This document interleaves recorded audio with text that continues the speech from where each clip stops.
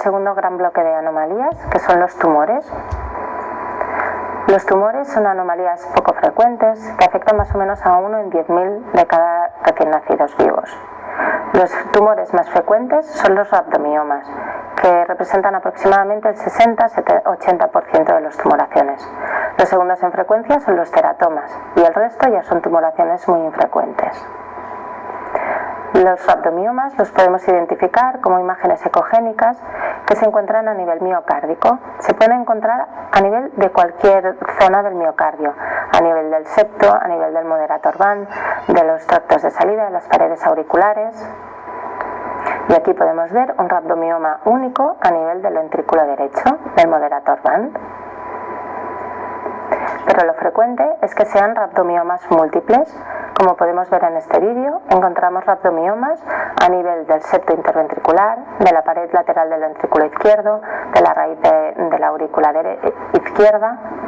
Y en este caso es muy importante tener en mente que hay una muy elevada asociación a esclerosis tuberosa. La presencia de rhabdomiomas múltiples es prácticamente patognomónico de una esclerosis tuberosa y deberemos investigar a la familia, a los padres, a hermanos, etc. La presencia de rhabdomiomas únicos es menos frecuente y la asociación con esclerosis tuberosa es menor. En ocasiones estos rhabdomiomas ocupan tractos de salida, ocupan retornos venosos y pueden darlo, o bien ocupan la aurícula derecha, con lo cual pueden dar lugar a obstrucción de los tractos de salida o bien a arritmias por anomalías a nivel de la aurícula derecha. La tendencia general es que a nivel postnatal van a ir regresando poco a poco. Y la importancia no será tanto por el rhabdomioma en sí, sino por la alta asociación a esclerosis tuberosa. Será una indicación muy potente de neurosono para descartar que haya rhabdomiomas a nivel del sistema nervioso. Y será necesario realizar una resonancia magnética nuclear craneal fetal. El segundo tumor más frecuente es el teratoma.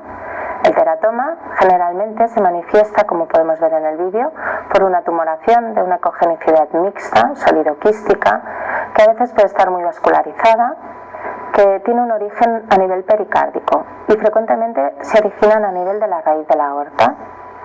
Generalmente son de estirpe benigna, aunque el problema vendrá condicionado por la localización del mismo y porque con una alta probabilidad dará un derrame pericárdico muy significativo que puede asociar, como podemos ver en este vídeo, una hipoplasia pulmonar severa. El resto de tumoraciones son mucho más infrecuentes y no las nombraremos en esta charla. Bueno, vamos a continuar con un gran grupo de patología, unas patologías que son complejas, los isomerismos atriales. Los isomerismos ocurren porque, a diferencia del resto de estructuras fetales, el resto de estructuras que tenemos los seres vivos, todos sabemos que tenemos una simetría derecha-izquierda, pero que esta simetría a nivel de tórax y a nivel de abdomen no es así, sino que hay estructuras torácicas que corresponden a la zona izquierda y estructuras abdominales que también corresponden a la zona izquierda o la zona derecha respectivamente. Así, por ejemplo, a nivel torácico tenemos que el pulmón derecho tiene 3 lóbulos, el izquierdo 2. A nivel abdominal, el estómago, el bazo están a la izquierda, el hígado está a la derecha, la cava inferior derecha está a la derecha, etc. Pues cuando hay una alteración de la disposición de estas estructuras, o bien de las estructuras abdominales o bien de las estructuras torácicas, tenemos lo que llamamos los isomerismos. Y como podemos ver aquí en esta diapo, vemos que a la izquierda vemos una situación normal en la cual el corazón y el estómago están al mismo lado y están a la izquierda del feto. Esto es muy importante. Debemos primero de todo orientarnos dónde está la izquierda y dónde la derecha del feto y después confirmar que el estómago y el corazón estén al mismo lado y estén a la izquierda. Porque, por ejemplo, si no lo hacemos, podríamos estar ante un situs inversus en el cual tanto el estómago como el corazón están a la derecha, y si no hemos pensado antes dónde está la izquierda y dónde la derecha, podría pasarnos desapercibido. Pues bien, cuando o bien el estómago, como vemos arriba en la diapositiva, o bien el corazón están en una disposición alterada, entonces estamos ante lo que llamamos un isomerismo atrial, un situs, una alteración del situs, un síndrome cardioesplénico o un síndrome de heterotaxia. Como veis aquí, el signo guía será o bien que el corazón esté a la derecha, o bien que el estómago esté a la izquierda, o bien, es decir, que estén mal puestos. Y generalmente el signo guía que tendremos es un situs ambiguo, es decir, una estructura estará a la derecha y otra a la izquierda. Existen, para simplificarlo, dos tipos de isomerismos, los izquierdos y los derechos. Y a modo un poco de regla mnemotécnica, lo que tenemos que tener en cuenta es que los isomerismos se llamarán por lo que persiste, es decir, el isomerismo izquierdo tiene doble de estructuras izquierdas. Por lo tanto, podrá tener dos aurículas izquierdas, dos pulmones bilobulados, múltiples bazos que pueden ser microscópicos y no verlos por ecografía, y el hígado en una posición más central. No obstante, le faltarán las estructuras derechas, la aurícula derecha, la cava inferior derecha, etc. Este tipo de isomerismo se asocia frecuentemente a cardiopatías, sobre todo de tipo canal, asimétrico, y como falta la aurícula derecha, que es la estructura donde se genera el impulso de conducción y está el nodo aurículo-ventricular, entonces hay con mucha más frecuencia bloqueos auriculoventriculares. Al faltar la cava inferior, lo que pasa es que el retorno venoso tiene que llegar al corazón. ¿Y cómo llega? Pues llega a través de la ácigos. La ácigos se dilata, es una estructura que en condiciones normales la vemos muy pequeñita, una estructura paralela a la aorta. Pues bien, si falta la vena cava inferior, entonces la ácigos se dilatará y todo el retorno venoso irá a través de la ácigos. Muy bien. Y en contraposición tendremos los isomerismos derechos. Los isomerismos derechos, lo que habrá es doble estructura derecha, es decir, podemos tener dos aurículas derechas, dos pulmones trilobulados, ausencia de bazo, que puede conllevar alteraciones de la inmunidad del recién nacido, y el hígado podrá adoptar una disposición central. A nivel de las estructuras vasculares tendremos una vena cava inferior y tendremos la aorta a nivel abdominal, pero pueden estar mal posicionadas, más centrales, más hacia la derecha, etc. Y frecuentemente se asociarán anomalías cardíacas. Es típico la alteración cardíaca, las cardiopatías congénitas complejas y sobre todo aquellas que incluyen anomalías del retorno venoso. Por lo tanto, ante la sospecha de un isomerismo derecho, deberemos ir a buscar específicamente el retorno venoso pulmonar y el retorno venoso sistémico.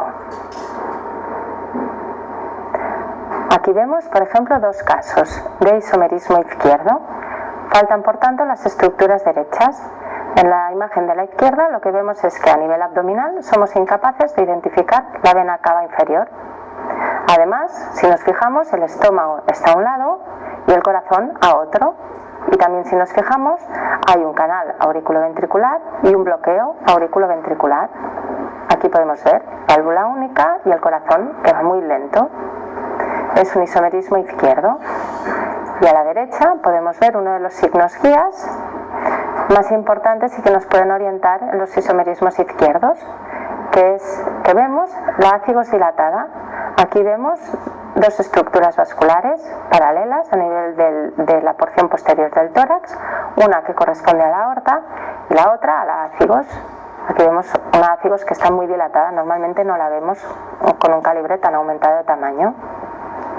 Y es muy importante que esto también lo podremos ver a nivel de la evaluación del corazón fetal y del situs abdominal, porque veremos a nivel del corte transverso del abdomen, lo que veremos son dos bolas delante de la aorta, dos estructuras vasculares delante de la aorta, que corresponderán a la ácigos y a la aorta.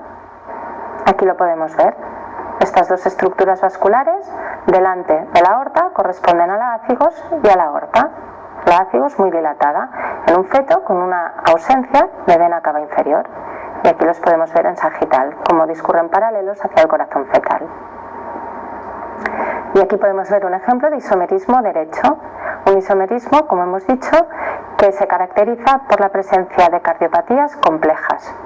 Un situs ambiguus, vemos el estómago a un lado, el corazón al otro, y vemos unas cardiopatías complejas que frecuentemente incluyen alteraciones del retorno venoso. Aquí vemos un corazón que probablemente hay un canal desbalanceado con unos tractos de salida en paralelo, y también lo que vemos es que el retorno venoso pulmonar llega a lo que podríamos llamar una aurícula única al centro del corazón.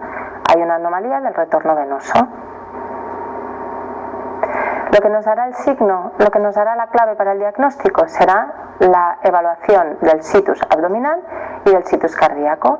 Podemos encontrar un abdomen en el que veamos la aorta correctamente posicionada, no veamos cava inferior, o bien que veamos la cava inferior muy centrada, muy delante, muy cerca de la aorta, o bien que no veamos cava inferior y que veamos la cigos dilatada.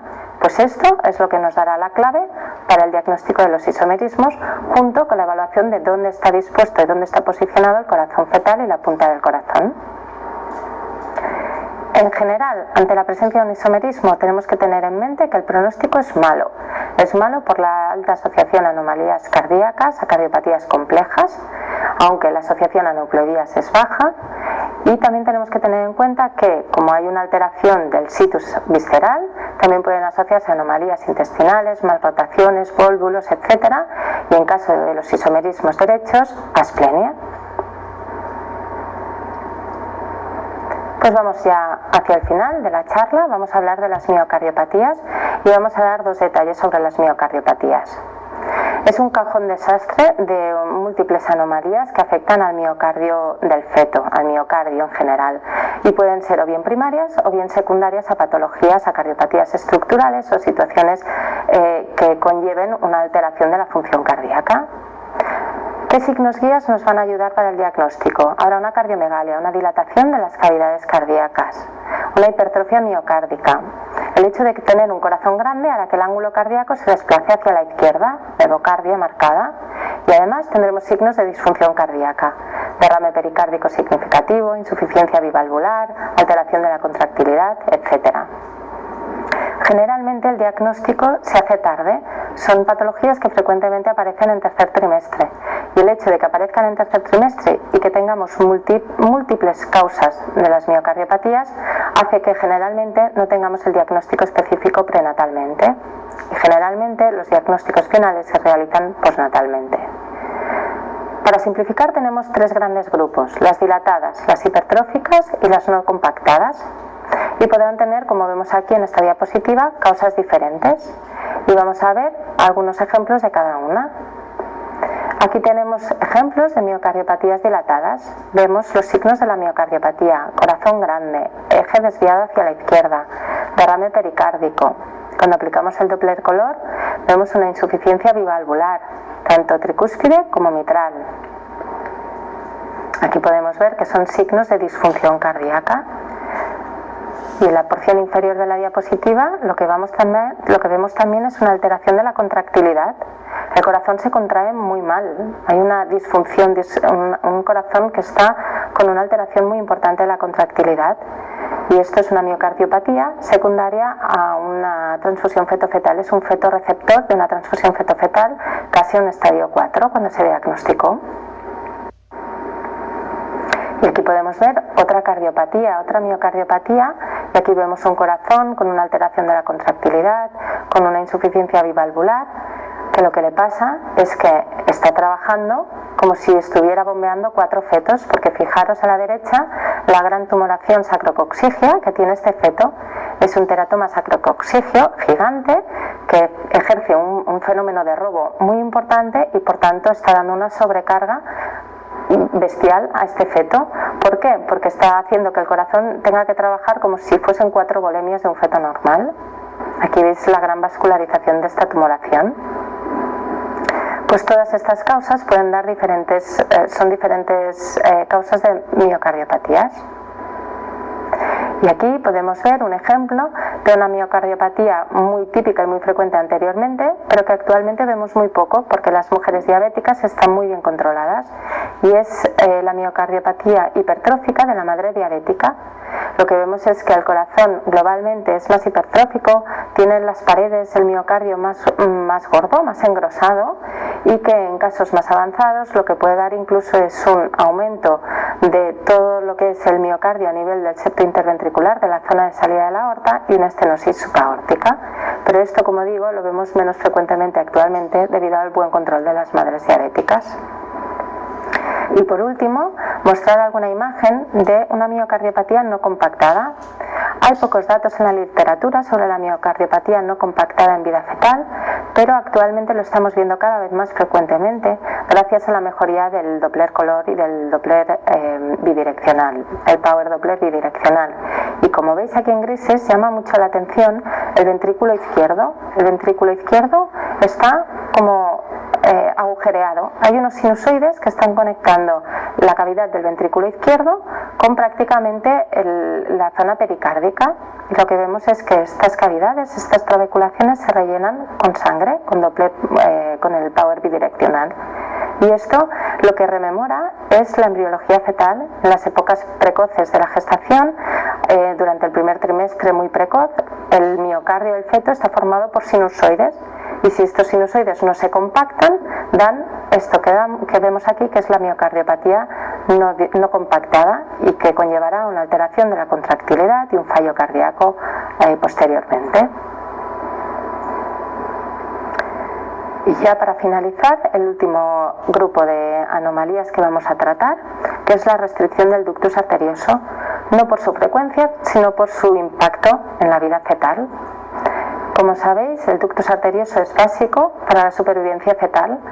El ductus arterioso lleva la sangre de la pulmonar hacia la zona de confluencia entre el istmo aórtico y ductus arterioso para posteriormente bajar por la aorta descendente. Pues bien, si tenemos una restricción o un cierre del ductus arterioso, no podrá pasar sangre a través de esta estructura vascular, y esto generará que todo este flujo sanguíneo, que representa aproximadamente el 70% del flujo sanguíneo derecho, pues tenga una obstrucción más o menor en función del grado de restricción, y que por tanto provoque una sobrecarga cardíaca derecha muy importante. En cuanto a las causas de la restricción del ductus arterioso, tenemos varias, y la más importante a destacar son la utilización de AINES. Tenemos que ser muy conscientes que los AINES, los antiinflamatorios, y sobre todo pensar en la indometacina, pueden provocar una restricción del ductus, sobre todo a partir del tercer trimestre de la gestación.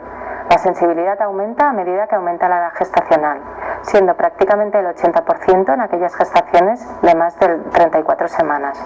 Debemos pensar que puede darse esta restricción del ductus incluso con una dosis única, incluso con tratamientos tópicos. Otras causas que tenemos es una alteración de la forma del ductus arterioso que esté haciendo que este ductus arterioso se constriña, y lo veremos después. Y otras que se han visto actualmente y más recientemente, sobre todo en algunas etnias árabes, por ejemplo, es la restricción del ductus secundario a la utilización masiva de té, por ejemplo del té verde. ¿Cómo veremos la restricción del ductus? Pues al valorar el corte de la V, de los 3 vasos tráquea, veremos que no se rellena la pulmonar. Aquí vemos un caso de un cierre del ductus arterioso, un cierre espontáneo, que es poco frecuente, pero puede darse. Y aquí vemos que la pulmonar, a pesar de que tenemos un ángulo correcto, una insudación correcta y que además tenemos unas PRFs correctas, esta pulmonar no se rellena, no le pasa flujo. Y es porque este ductus arterioso se ha cerrado. Y vemos también la morfología en punta de lápiz por el estrechamiento tan progresivo del ductus arterioso.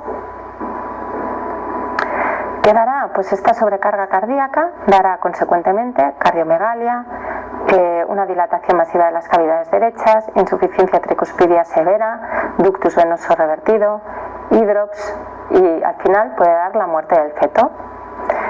Aquí podemos ver este caso de restricción de cierre del ductus arterioso.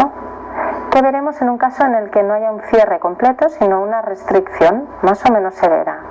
Pues lo que veremos será un flujo muy turbulento a nivel del ductus arterioso, y que cuando pongamos el Doppler pulsado, lo que veremos es un patrón Doppler, como vemos aquí en la imagen, con unas velocidades muy altas, tanto sistólicas como diastólicas, y un índice de pulsatilidad bajo. Se parecerá más a una umbilical que no a un ductus arterioso o a un vaso pulsátil.